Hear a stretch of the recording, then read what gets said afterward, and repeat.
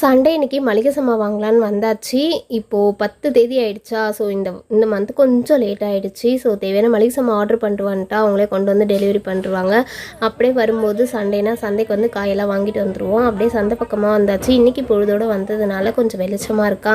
So அப்படியே போயிட்டு வெங்காயம் தக்காளி இன்றைக்கி என்னென்ன காய் இருக்குதுன்னு பார்த்து வாங்கிட்டு கிளம்பணும். ஸோ அதுக்கு முன்னாடி நேராக சுண்டல் கடைக்கு போயாச்சு. ஃப்ரெஷ்ஷாகவும் சூடாகவும் கிளைமேட் வேறு ஜில்லுன்னு இருக்குது.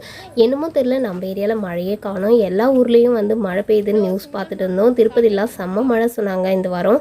சரி, சுட சுட வடை போட்டு சுண்டல் வாங்கியாச்சு. இந்த சுண்டல் பார்த்திங்கன்னா 25 ருபீஸ் தான். ஸோ தாராளமாக வாங்கி சாப்பிட்டுட்டு அதுக்கப்புறம் அப்படியே ஜாலியாக வந்து ஷாப்பிங்கை வந்து கண்டினியூ பண்ணலான்ட்டு இதுக்காகவே வார சந்தைக்கு போகிற இந்த சின்ன சின்ன மூமெண்ட்டை கூட நம்ம வந்து ரசித்து சந்தோஷப்பட்டு, இதுதான் நம்ம லைஃப்பில் நம்ம கிடைக்கிற மிகப்பெரிய சந்தோஷம், ஹாப்பியே.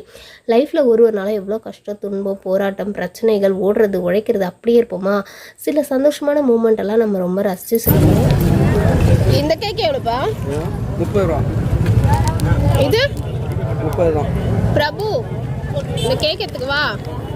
கப் கேக் ஃப்ரெஷ்ஷு தானே? எல்லாமே ஃப்ரெஷ்ஷு, வாரம் போடுறோம் எல்லாமே. இந்த கேக் மட்டும், கப் கேக் மட்டும் எவ்வளோ அது? 30 ரூபா.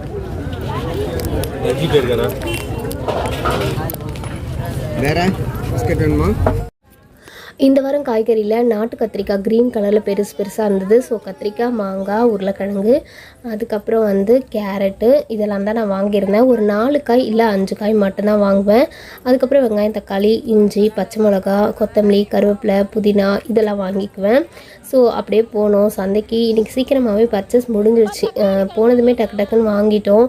ஏன்னா வெயிட் வந்து ரொம்ப நேரம் வச்சுட்டு நிற்க முடியல. வெங்காயம் வந்து கிலோ 4 கிலோ 100 ரூபா. நாங்கள் 2 கிலோ மட்டும் வாங்கிக்கிட்டோம்.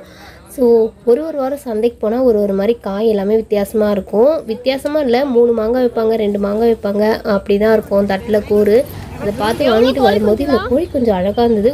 கோழி குஞ்சு 20 ரூபா சொன்னார்.